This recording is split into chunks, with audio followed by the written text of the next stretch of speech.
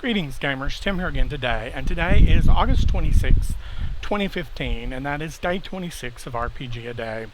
And it is your favorite inspiration for your games. And that, I don't have any one source of inspiration. There are lots of little inspirations that come to me, dreams for example. My dreams are very vivid and very crazy. And in general they work very well for inspiration. I also make use of this, which is a 1954 Standard Dictionary of Folklore and Mythology. This is volume 1 and I've got volume 2. I use those for fantasy games for inspiration, sometimes for horror games. Little bits, sometimes I use them for super games because folklore has a lot of weight of familiarity to our culture. Mostly from fairy tales, sometimes from other stories that have taken from fairy tales or folk tales over the years. In addition to that, I also use this. This is the essential official handbook of the Marvel Universe, which is basically the Marvel Universe without color art. And it's all of their characters of whenever this was originally printed in the 80s or early 90s. And these are reprints, of course. I have the individual comic books, and I've had the colored versions before, but moves, I've lost them, and so I rebought them when they put out the essentials. And it's interesting how I use them. I don't ever copy a villain or hero.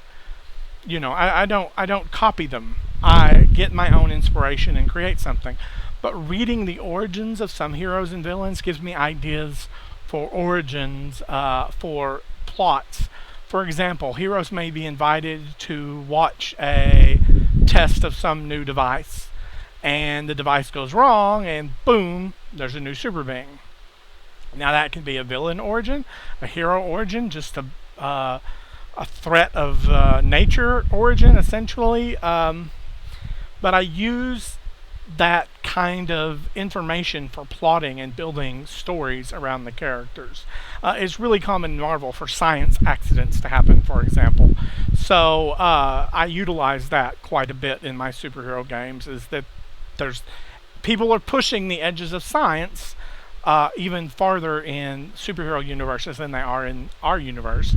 And with that comes great risks and fallout for crazy things to happen, because their science is very elastic and their technology is very strange at times, and often very once only that it works or works a certain way. Those are my two biggest inspirations besides my dreams. That's really about it. Because anything can inspire me. A picture, somebody's notes on the web, just whatever seems to instill me with a spark of, hey, that's a good idea. And a lot of times they just come to me out of the blue. So while I use those things from inspirations from time to time, a lot of times it's just getting information from that craziness that is my brain, putting together pieces that don't fit in new ways to try and make them fit, or making a new puzzle, so to speak. One of the interesting things, though, is that a lot of my inspiration comes from my players. Where they choose to go in a game inspires me quite a bit. For example, if they begin to focus on this fortress over here that's abandoned, I'm going to start building stuff around that fortress. Its importance is made by the players being interested in it. Now, I'm not going to make it bigger or more difficult or anything, but I am going to build more history into it for them to find and them to investigate.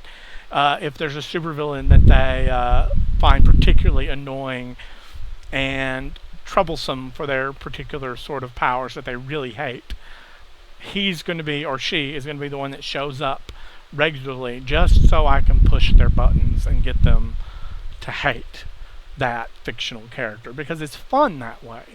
And yet, it's not going to be somebody I overuse, but they're going to show up more than once unless the players really manage to kill them off, which usually is not something that happens in my superhero games, but knock them out, imprison them for good, you know.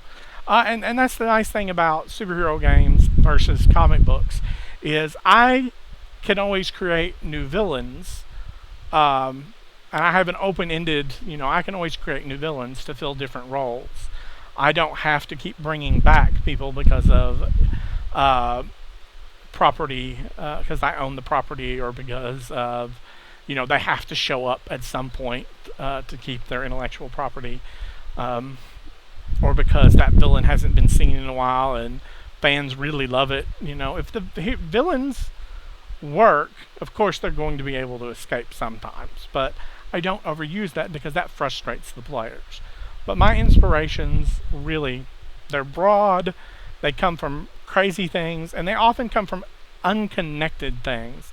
There are times when I'll be reading a pulp science fiction book, and I will get an idea that's for a completely different adventure idea that's nothing to really do with the original, other than it inspired my brain to start moving its little engines and wheels and turning the gerbils on and having them run full force through their exercise tracks. And, you know, because I'm like, this idea didn't quite work, or this idea did work, but what would happen if I did something the opposite, or if I did something left of center, or, you know, and that's kind of how inspiration works. It's not something you can always reliably go to over and over again. It's something you can draw ideas from, but that's the whole point of inspiration, the spark of creativity, is that it doesn't always come from the same sources every single time, or work out exactly the same every single time. It literally is, I mean, inspiration is that. It's in something that is inspired. And it's kind of crazy at times how it works. So that's about it for this video. I've rambled on enough. Peace and good gaming. Until next time, I hope you have a good time. And I think we'll stop that here.